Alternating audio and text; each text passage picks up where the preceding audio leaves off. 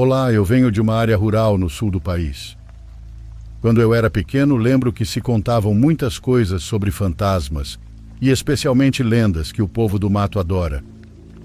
Desde criança à noite ouviam-se coisas estranhas pelas ruas, que a propósito ainda não eram pavimentadas.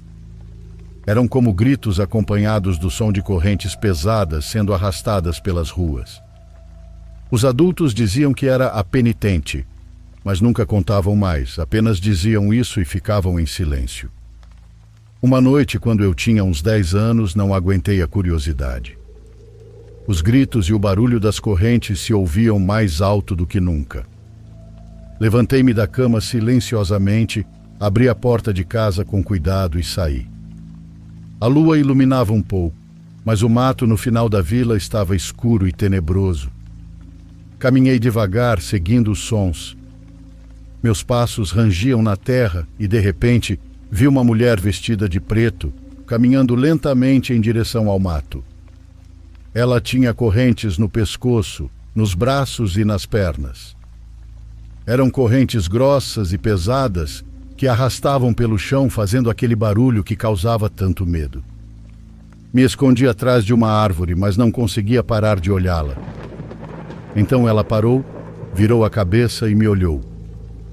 Seu rosto estava podre, como se estivesse morta há muitos anos. Seus olhos eram pretos, sua pele estava rachada. Daí, de repente, ela soltou um grito aterrorizante, quase igual ao que se ouvia sempre. Senti um medo que nunca tinha sentido antes. Corri para casa chorando, tropeçando pelo caminho, e cheguei tremendo. Meus pais me encontraram assim, mas não me consolaram e sim bateram em mim, me repreendendo muito por ter saído. Fui castigado e não me deixaram sair por dias. Muitos anos se passaram desde então. Já não moro mais lá. Agora vivo em Fortaleza. Mas quando visito minha família, as pessoas ainda falam. Dizem que às vezes ainda se ouvem os gritos e as correntes à noite. Até aqui chega meu relato, Diário dos Pesadelos. Isso foi tudo que vi e conheço sobre esse espírito, e espero que ninguém tenha o infortúnio de encontrá-lo algum dia.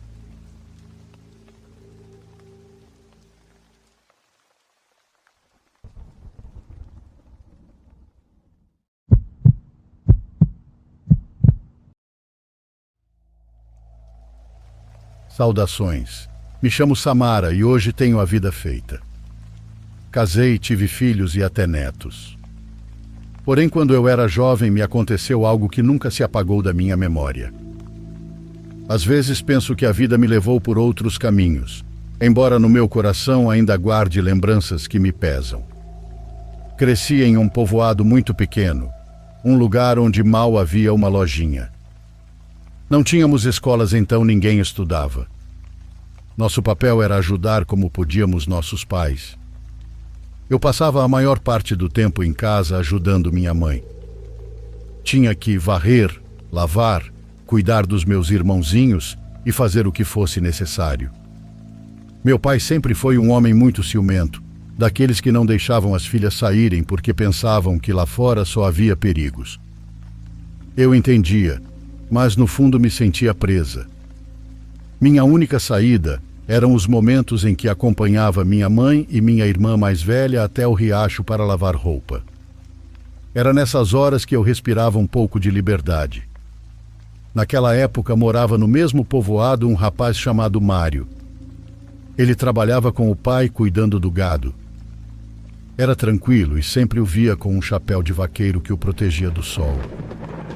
Seus olhos eram verdes e isso chamava muito a minha atenção. O conheci porque às vezes acompanhava o pai até minha casa. No começo era só isso, um cumprimento e pronto, mas pouco a pouco começamos a conversar mais. Com o tempo fomos nos encontrando com mais frequência. Quando eu ia ao riacho lavar, às vezes ele aparecia por lá e se aproximava para conversar. Não era muito o que dizíamos, mas para mim aqueles momentos eram um luxo. Se meu pai estava trabalhando, eu me escapava um pouco com a desculpa de ir buscar água e lá me encontrava com ele. Mário sempre tinha alguma coisa para mim. Um dia me levava uma fruta que tinha colhido Outro dia, uma rosa que tinha catado no mato. Eu estava muito apaixonada. Olhava para ele e sentia algo no peito que não sei explicar. Ele me dizia que queria que fôssemos embora juntos, que tivéssemos uma família e construíssemos uma casinha. Essa ideia me enchia de esperança, mas nem tudo era tão fácil. Meu pai já tinha me repreendido várias vezes, dizendo que não queria que eu andasse com Mário, embora nunca tivesse explicado a razão. Eu tentava entender, mas no meu coração sentia raiva. Minha mãe, por outro lado, sempre me dizia que eram ciúmes, que meu pai não suportava ver que suas meninas já estavam crescendo. Minha irmã mais velha também me ajudava. Ela sabia o que eu sentia e às vezes me acobertava quando eu queria sair para vê-lo. Era arriscado, porque se meu pai descobrisse, poderiam vir problemas. Mas naqueles tempos a juventude pesava mais que o medo. Eu fazia o impossível para vê-lo, mas tudo mudou quando o rapaz desapareceu. No dia anterior, Mário e eu tínhamos combinado de nos encontrar no riacho. Cheguei cedo e esperei bastante, mas ele nunca apareceu. Pensei que algo o tivesse atrasado e que mais tarde chegaria, então fiquei até começar a escurecer. Quando vi que já estava quase de noite, decidi voltar para casa. Nessa mesma noite, por volta das 9, o pai dele chegou à minha casa perguntando por ele. Disse que não o encontrava e que ninguém o tinha visto. Fiquei calada porque tinha medo de ser repreendida se confessasse que o estava esperando no riacho. O senhor foi embora rápido e dava para notar em seu rosto a preocupação. As horas passaram e por volta das 11, ele voltou outra vez, ainda mais nervoso. Contou que tinha procurado o filho por todo o povoado, nas casas dos vizinhos e no caminho para a serra, mas não estava em lugar nenhum. Foi então que meu pai decidiu sair para procurá-lo. Pediu a um dos meus irmãos mais velhos que o acompanhasse e juntos saíram com lanternas na mão. Naquela noite até alguns vizinhos se juntaram. Inclusive alguns homens se animaram a subir a serra para perguntar se alguém o tinha visto passar. Não era normal que um rapaz desaparecesse assim. Naquele lugar todos nos conhecíamos e sempre alguém sabia algo dos outros. O estranho era que ninguém o tinha visto depois que saiu de casa. Segundo seu pai, a última vez que o viu foi por volta das 4 da tarde. Mário tinha saído sem dizer para onde ia. A partir daí se perdeu o rastro dele. Eu não aguentava mais a angústia e no fim decidi falar. Contei que tínhamos combinado de nos encontrar no riacho, mas que ele nunca chegou. Confessei com medo porque sabia que meu pai ia me bater, mas naquele momento já não importava. Procuraram nos arredores, caminharam pela beira do riacho e até desceram ao rio. Tinham a ideia de que talvez a corrente o tivesse levado, mas não encontraram nada. A noite foi longa e o silêncio parecia mais pesado que nunca. A cada hora que passava, a preocupação aumentava. Eu estava deitada, mas não conseguia fechar os olhos. Pensava nele e em tudo o que tínhamos sonhado juntos. O amanhecer chegou e a esperança de encontrá-lo seguia viva. Sua mãe chorava desconsolada, pois era a primeira vez que alguém desaparecia daquela maneira. Ninguém conseguia entender, muito menos tratando-se de um rapaz de quase 17 anos. Era forte, trabalhador e conhecia bem os caminhos. Não fazia sentido que simplesmente tivesse desaparecido. Essa incerteza marcou a todos. Ninguém queria acreditar, mas o silêncio dos dias seguintes só trouxe mais perguntas. Quando o encontraram, o pobre rapaz parecia um cascarão vazio. Passaram-se 2 semanas e eu já não tinha esperança de voltar a vê-lo, mas um dia a notícia correu por todo o lugar. Tinham encontrado Mário. O acharam em um milharal distante de onde vivíamos. As pessoas que o encontraram não sabiam quem era, porque ele não conseguia falar. Estava branco, com o olhar perdido como se não fosse a mesma pessoa. Diziam que no início o levaram para uma casa onde apareceu e cuidaram dele lá. Ficou 4 dias com aquelas pessoas até que finalmente alguém o reconheceu. Foi um conhecido da nossa comunidade e soube de imediato que se tratava do filho de seu Eliseu. Só assim puderam trazê-lo de volta. Quando o vi novamente, senti um vazio no estômago. Mário não falava, apenas chorava como uma criança assustada. Estava de olhos bem abertos e tremia igual antena de televisão ao vento. Não parecia reconhecer ninguém, nem mesmo os pais. Em vez de ficar em casa, encolhia-se nos cantos como se tivesse medo de tudo. Ninguém entendia o que tinha acontecido com ele. Os que o encontraram contavam que o viram desmaiado num lugarzinho de árvores perto do milharal. O carregaram até uma casa e quando despertou não parava de chorar. Não falava, apenas fazia sons como um mudo. Essa mesma atitude manteve quando voltou para casa. Sua mãe não se desgrudava dele e chorava dia e noite. Seu pai parecia ter envelhecido de repente. Não entendia como o filho tinha desaparecido assim e voltado daquela forma. O mais estranho era que nem os cachorros o queriam. Ele tinha crescido entre eles e costumavam segui-lo aonde fosse, mas agora se afastavam como se não o reconhecessem. Eu o visitei algumas vezes, mas foi o mais doloroso. Não me reconhecia. Olhava para mim como se eu fosse uma estranha e depois desviava os olhos. Isso me doeu tanto que chorei em silêncio mais de uma noite. Aquele não era o Mário com quem eu tinha sonhado um futuro. Parecia outra pessoa presa em um corpo vazio. A família o levou à igreja do município para que o padre lhe desse a bênção. O sacerdote rezou sobre ele, jogou água benta e tentou acalmá-lo, mas ele apenas se encolhia no banco, com medo de tudo. Também tentaram levá-lo a um posto de saúde, mas naquela época o atendimento para a gente do campo era ruim. Mal o examinaram por cima e o mandaram de volta. O mistério de seu desaparecimento foi algo que marcou o povoado. No começo todos estávamos surpresos por ele ter regressado, mas logo percebemos que o que tinha voltado não era o mesmo rapaz. Seus pais estavam mais tristes do que nunca, porque era como se o tivessem perdido 2 vezes. A primeira quando desapareceu e a segunda quando voltou transformado em alguém irreconhecível.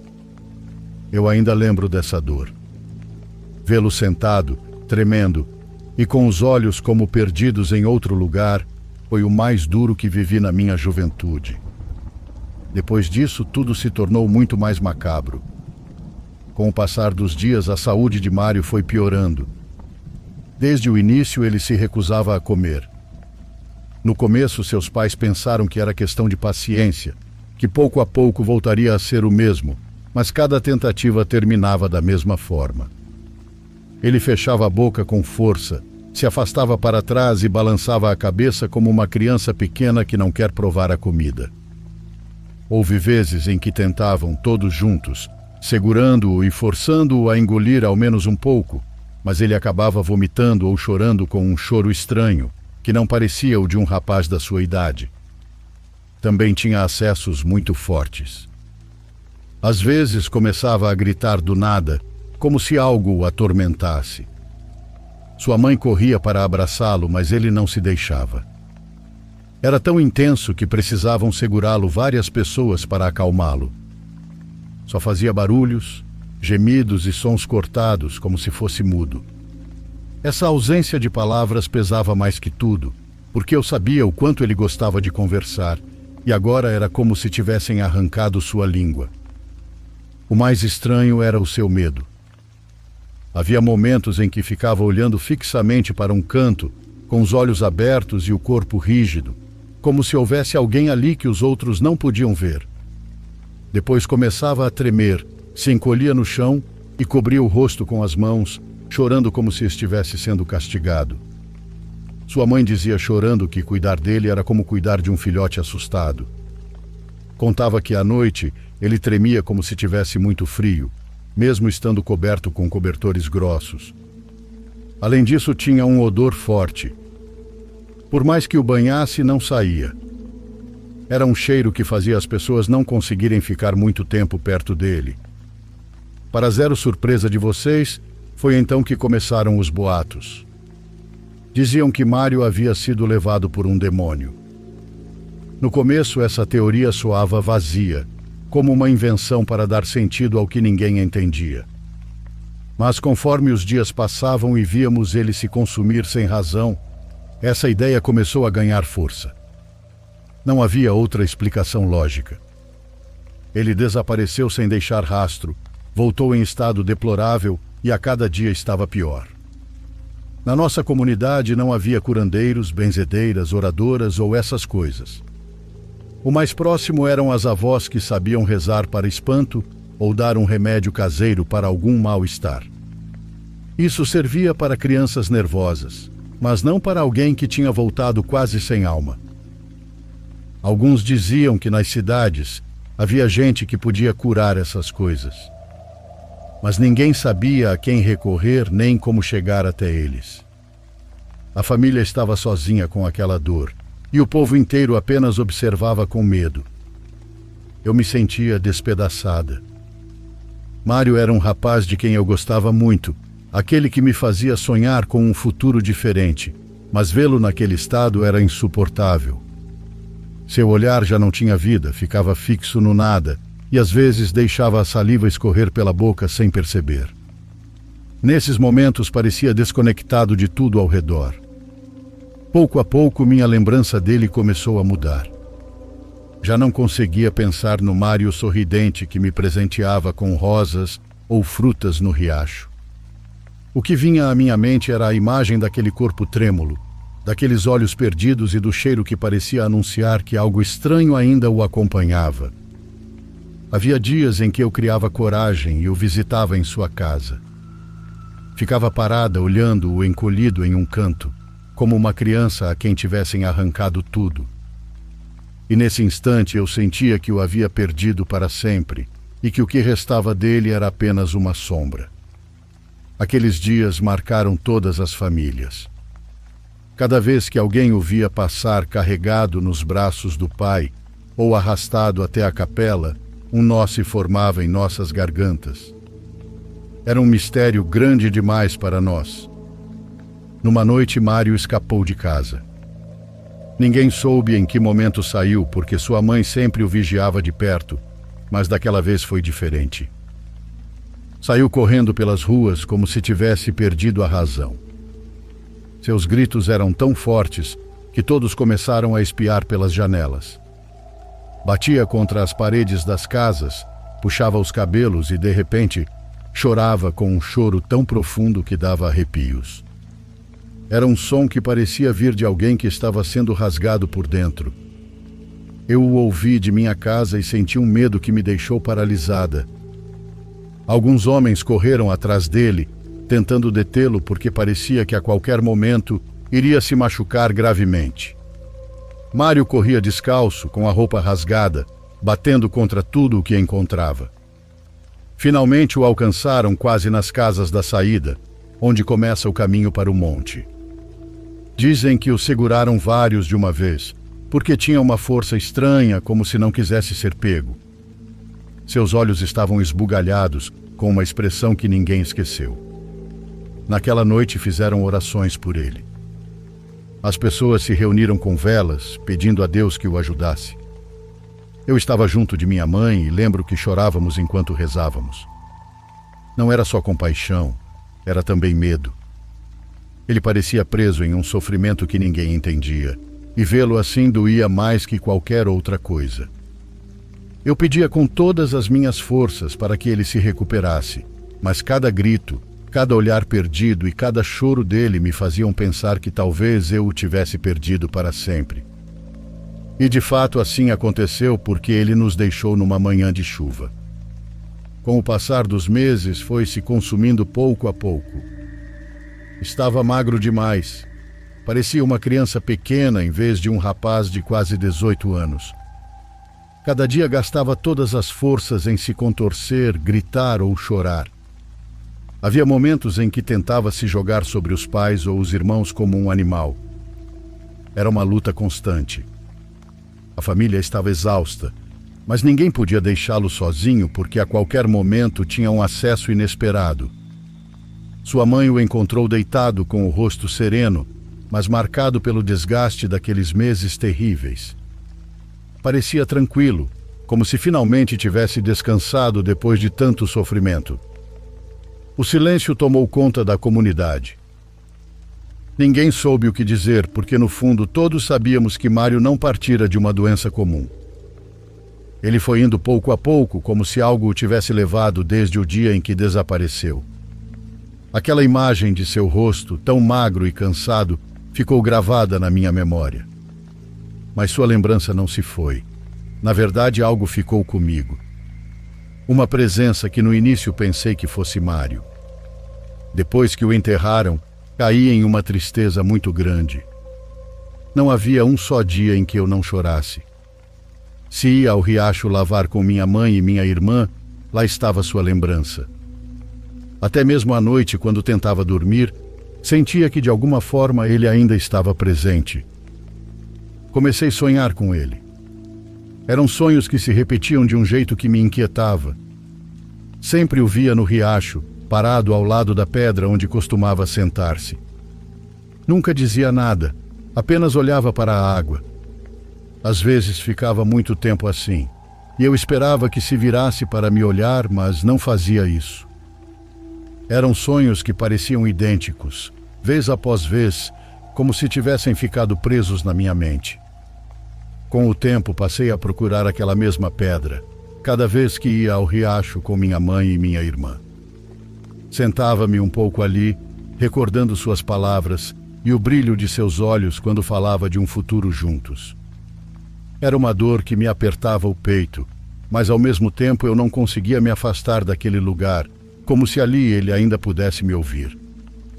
À tarde, quando terminava meus afazeres, eu caminhava sozinha até o riacho.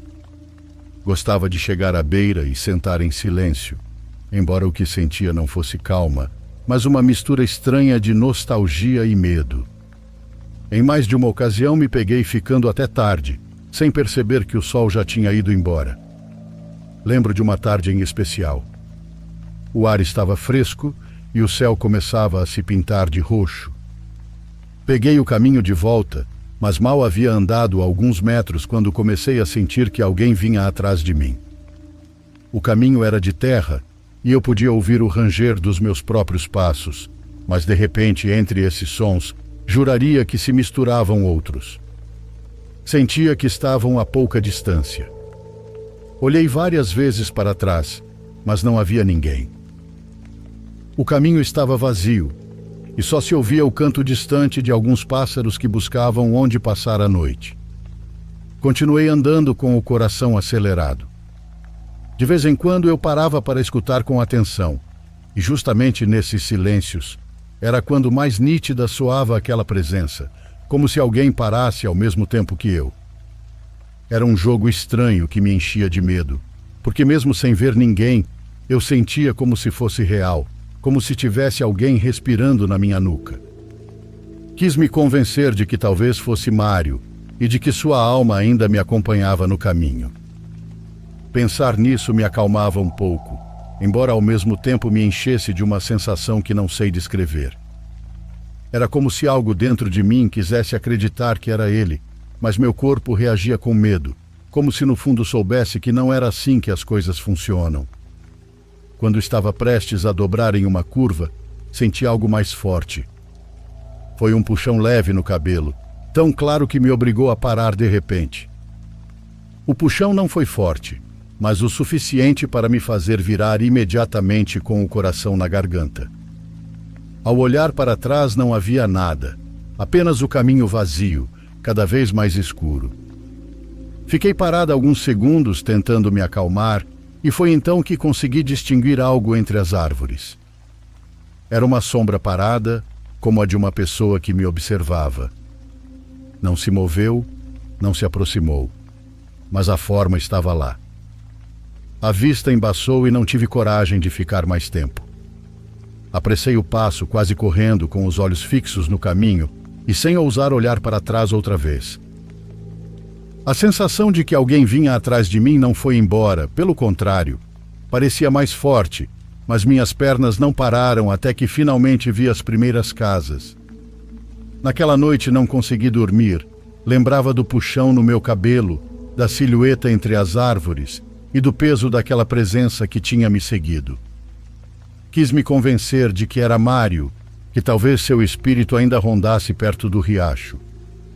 E isso foi só o começo. Com o passar dos dias, as coisas começaram a ficar estranhas. Quando ficava sozinha em casa, me parecia ouvir uma tosse muito distante, como se viesse do quintal ou da rua. Pensei que poderia ser alguém passando ou algum animal, então não dei muita importância. Mas com os dias, aquela tosse foi se aproximando. Já não era algo distante, parecia que vinha de dentro da casa.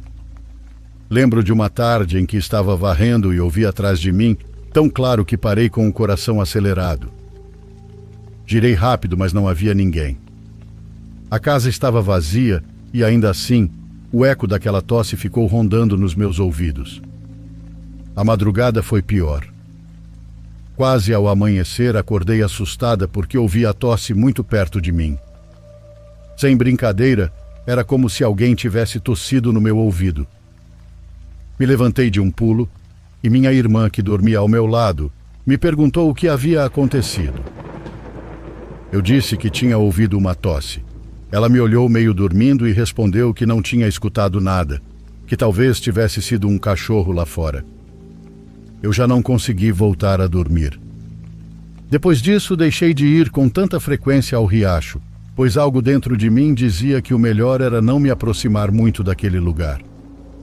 Mas a nostalgia era mais forte, e às vezes, quando o dia estava claro e havia bastante luz, eu me animava a caminhar por lá. Era como se buscasse reencontrar Mário, nem que fossem lembranças. Foi em uma dessas ocasiões que ouvi algo que me deixou com os cabelos em pé.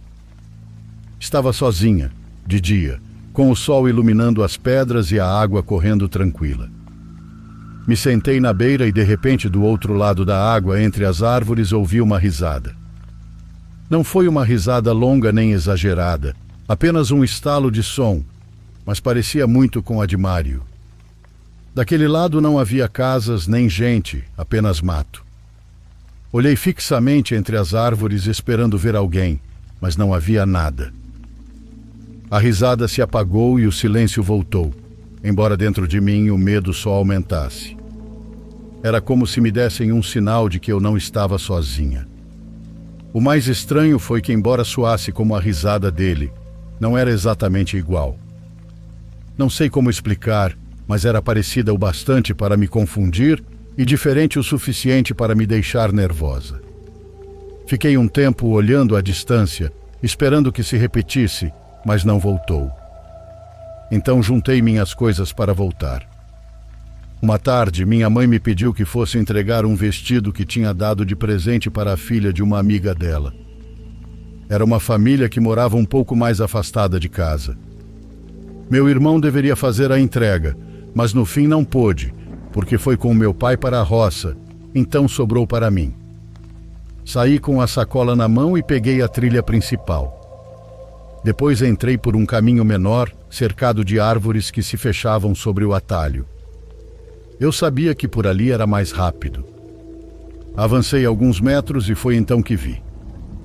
No meio do caminho, de costas, estava alguém parado. Meu coração disparou ao reconhecer o formato do chapéu e a estatura. Era o Mário. Quis dar a volta e retornar, mas minhas pernas não me obedeceram. Fiquei com o medo subindo pela garganta. Repetia para mim mesma que não podia ser ele, que era impossível. Ainda assim, limpei a garganta para ver se a silhueta virava, mas não virou. Não tive outra opção senão seguir caminhando, tentando contorná-lo. Quando estive perto o bastante, a pessoa girou lentamente em minha direção. Sim, era o Mário, mas ele não tinha olhos. No lugar só havia pele lisa, como se alguém tivesse apagado. Abri a boca para gritar e deixei cair a sacola que levava nas mãos. De repente, aquela coisa começou a andar na minha direção e o terror me obrigou a correr. Cada vez que olhava de relance, o via mais perto. Não tinha olhos, mas me seguia como se soubesse cada passo que eu dava. Então senti um puxão forte no meu cabelo. Não soltava. Era como se alguém quisesse me arrastar pelo chão. Me joguei para trás tentando me soltar, mas quanto mais me debatia, mais forte puxavam. Comecei a andar tropeçando, tentando correr, mas aquela força continuava me segurando pelo cabelo. Minhas pernas tremiam e eu sentia que a qualquer momento me arrastariam para a escuridão do mato. Me virei um pouco e lá estava. Aquela silhueta sem olhos mais perto do que nunca. A pele de seu rosto parecia roxa, como apodrecida. Gritei com todas as minhas forças, mas sentia que a cada segundo estava mais perdida. Minhas mãos tentavam soltar aquela coisa, mas não havia nada para agarrar. O mais horrível era a proximidade. Eu podia sentir sua presença sobre mim, quase respirando na minha nuca. Foi nesse momento que ouvi outra voz.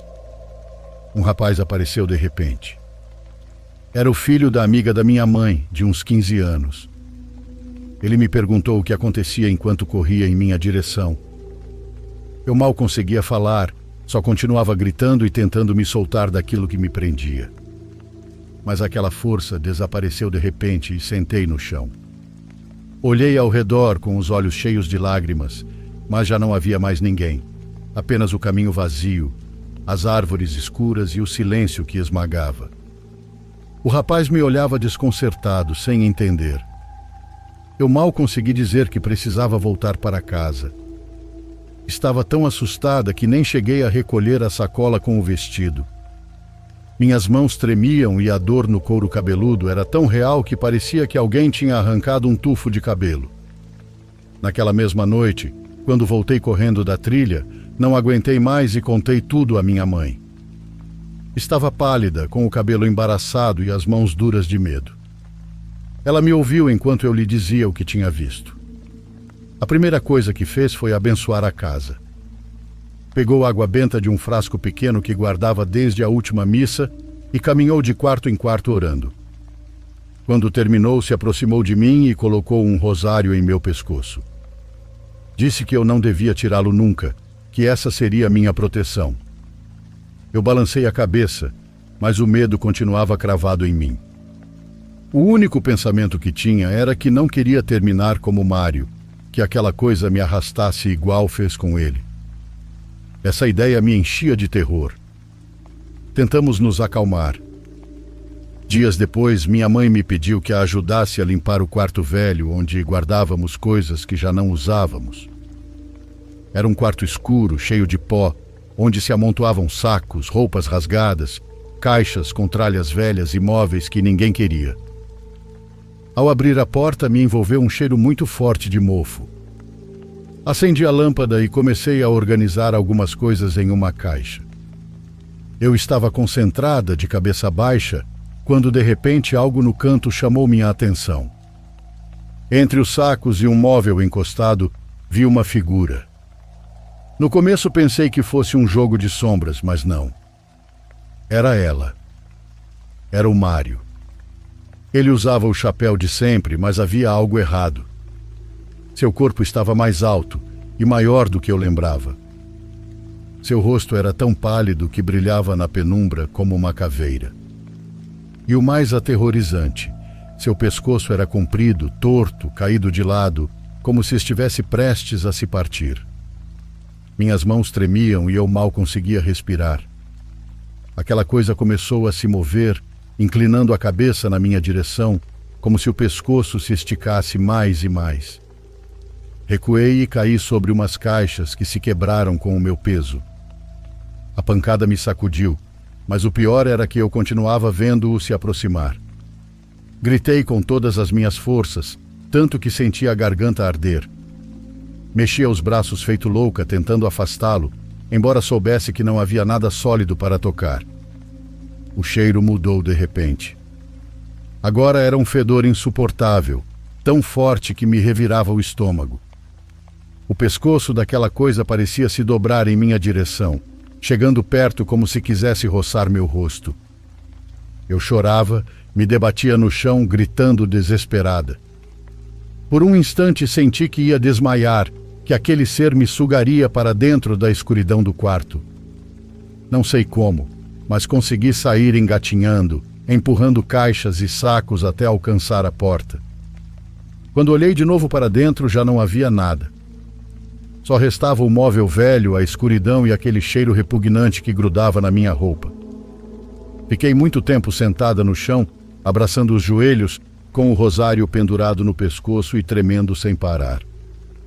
Naquela noite entendi que o que me seguia não era Mário, era outra coisa, e que agora se mostrava mais real, como se quisesse me marcar também. Minha mãe começou a cuidar de mim mais de perto, e meu pai também. Os dois sabiam que o que eu estava vendo e sentindo não era normal. Não me diziam muito para não me abalar, mas eu via a preocupação nos olhos deles. Todas as noites rezavam comigo, pedindo a Deus e aos santos que me protegessem, que me dessem força para resistir ao que quer que estivesse me perseguindo. Meu pai ficava numa poltrona perto da minha cama, quase sempre acordado, vigiando.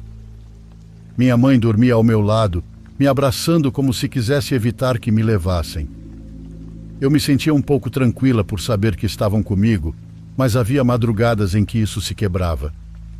Mais de uma vez acordei assustada, e no meio da penumbra via minha mãe ao meu lado ou meu pai na poltrona, mas não os reconhecia.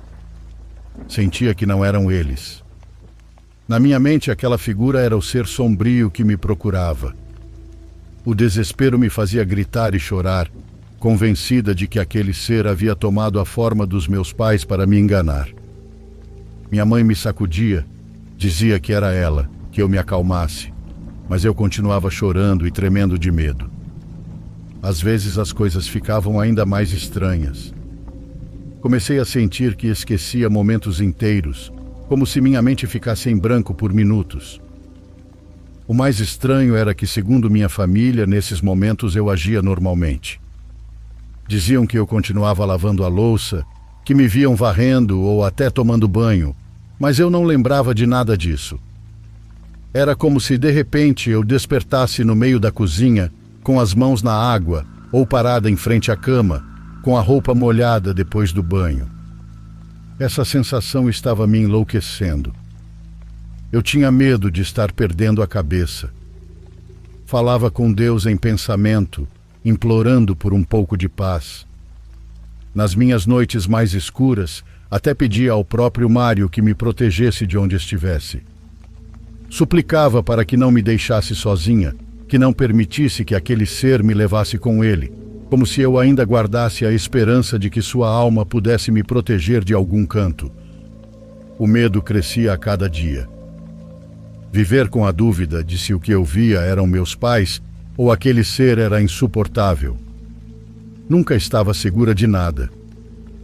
Cada sombra na casa, cada estalo nas paredes, tudo me fazia pensar que ele estava mais perto de mim.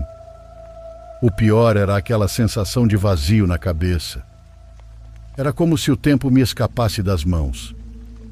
Às vezes eu me olhava no espelho e não me reconhecia, como se aquele rosto cansado e pálido não fosse meu.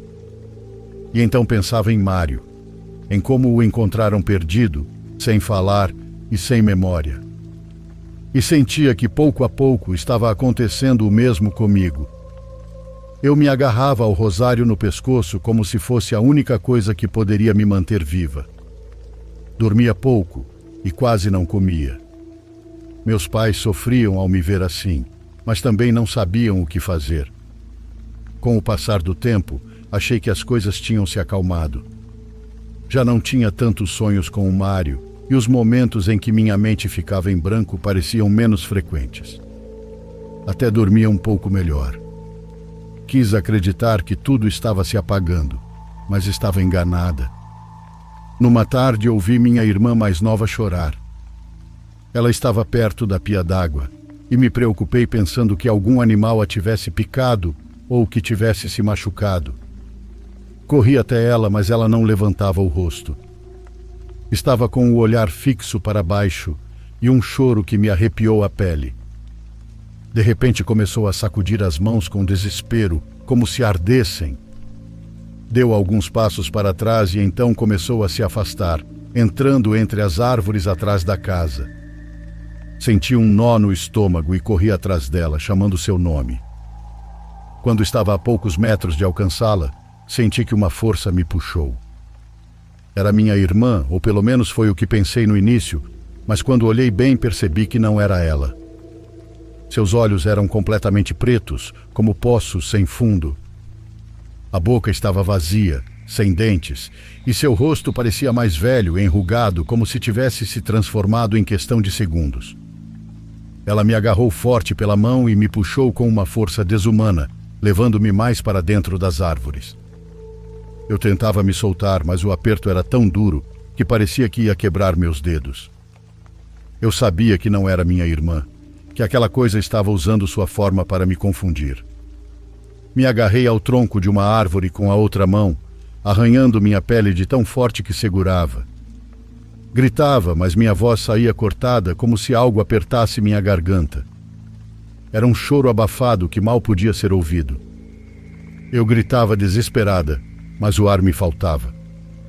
Sentia que ia desmaiar, que a qualquer momento seria arrastada para dentro do mato. De repente senti outra mão. Desta vez me seguraram pelo braço contrário e puxaram com força para fora.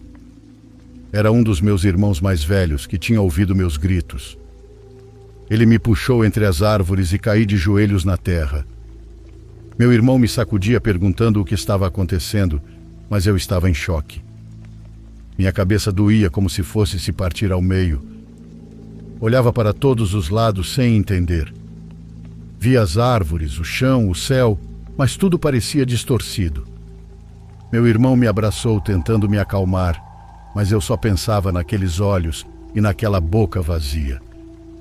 Meus pais ficaram desesperados.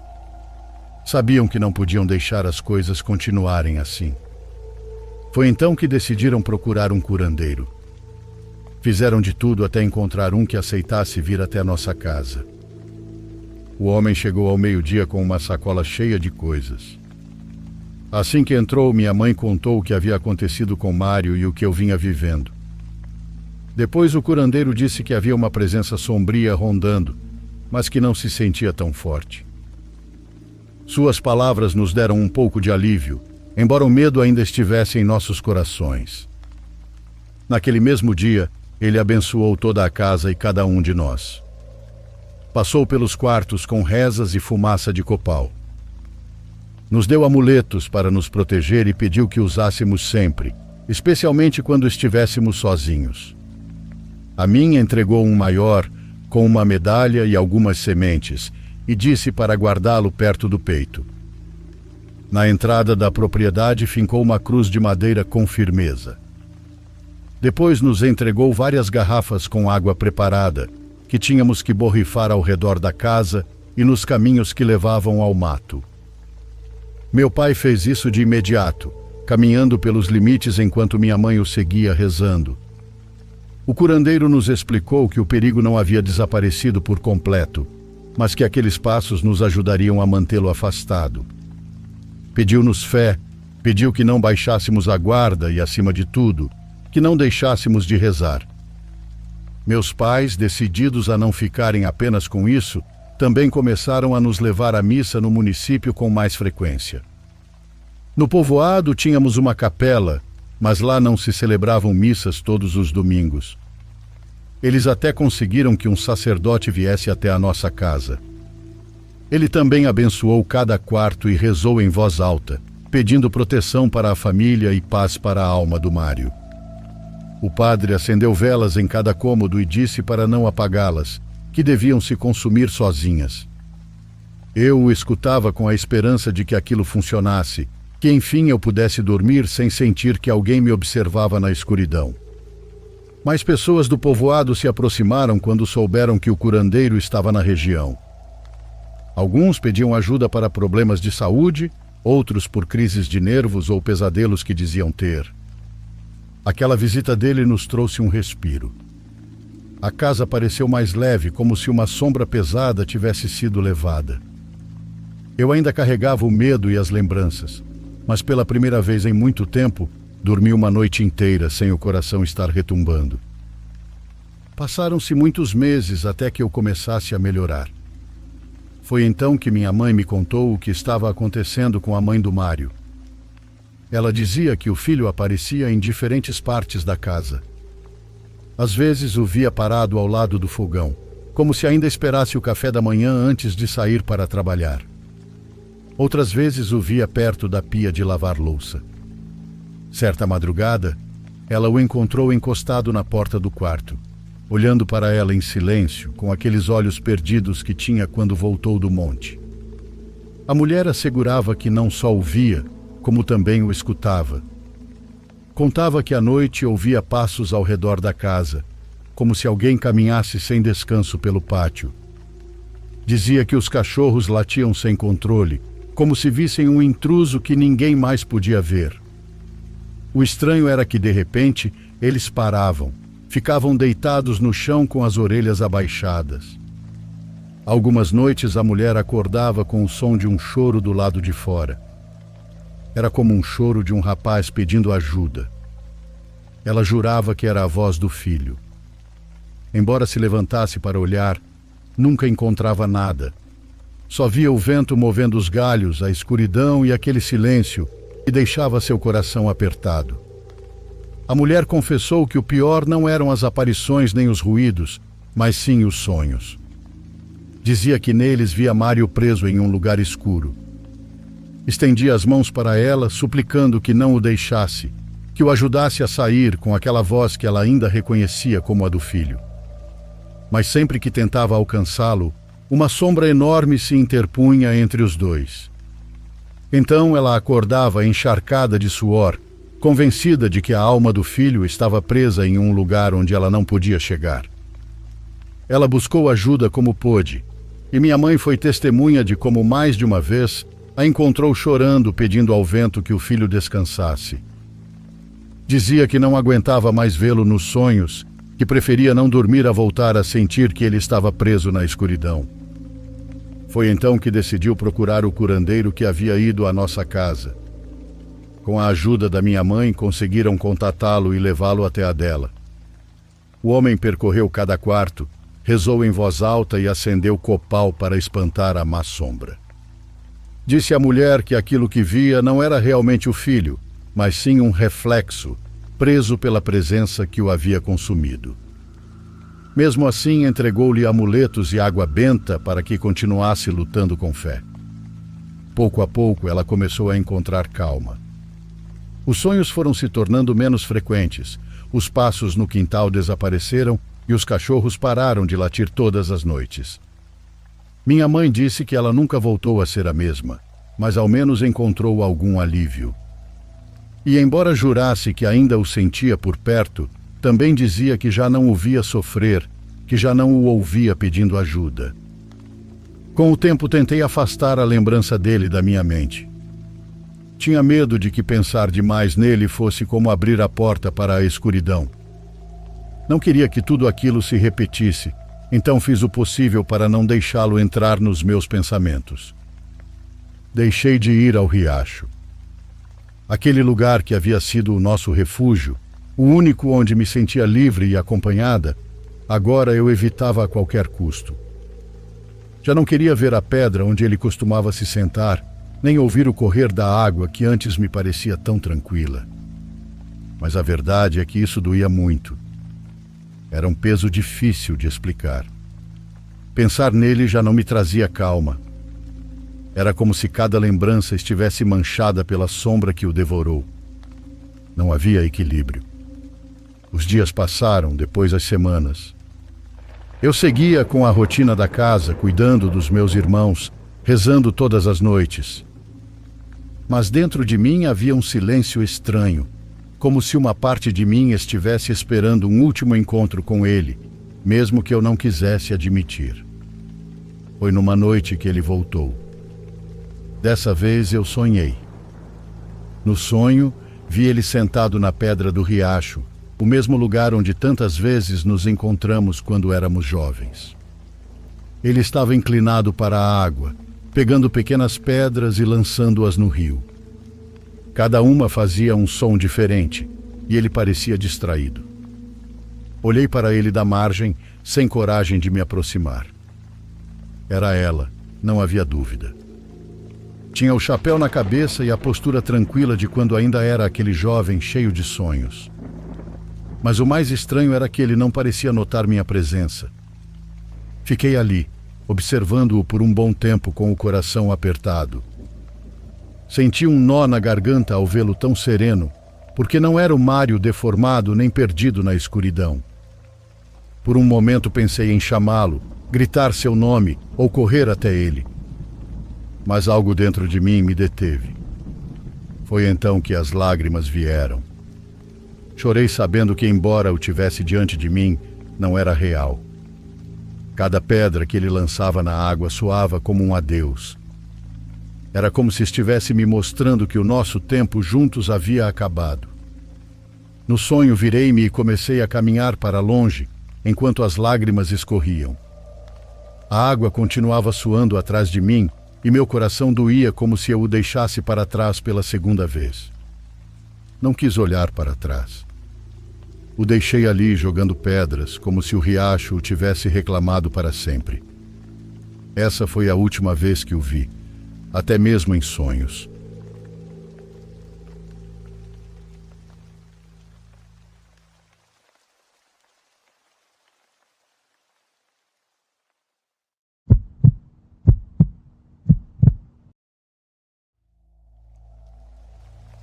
Olá, Diário dos Pesadelos, aqui é a Margarida. Minha avó sempre me contava histórias da fazenda onde ela cresceu. Segundo as próprias palavras dela, era um lugar com pouca gente, onde não havia muito o que fazer, apenas ir à missa e trabalhar na terra.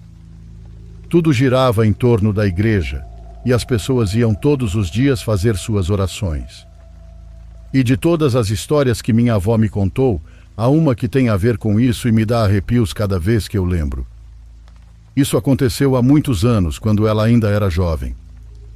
Numa noite depois da missa, estava do lado de fora da igreja com outras senhoras ali da área, conversando sobre seus assuntos. De repente sentiram algo estranho, como se o ar tivesse ficado mais frio e pesado e uma névoa começou a cair sobre elas. Uma das senhoras olhou para a porta da igreja, que estava um pouco aberta, e ficou em silêncio. Todas viraram para ver e o que aconteceu depois as deixou em estado de choque. A figura de Cristo, aquela estátua de madeira que sempre ficava dentro da igreja, começou a sair pela porta. Mas não estava parada, e sim caminhava devagar, com passos pesados e desajeitados. Era enorme, e seu rosto, que normalmente parecia tranquilo, agora parecia vivo, e isso as apavorou profundamente. Minha avó dizia que todas ficaram paralisadas, sem saber o que fazer, com o medo apertando o peito. Uma das senhoras saiu correndo para perto do moedor para avisar os outros, gritando que algo horrível estava acontecendo. As demais, incluindo minha avó, não conseguiam se mover, apenas observavam enquanto o Cristo seguia caminhando pelo caminho de terra, se afastando da igreja. Ninguém se atrevia a se aproximar. Seguiram-no de longe, tremendo, e vendo aquela figura enorme avançar sem parar. O Cristo não olhava para elas, apenas continuava. Depois de um tempo chegou até onde ficavam as casas dos empregados. Parou diante da casa de um homem chamado Manuel.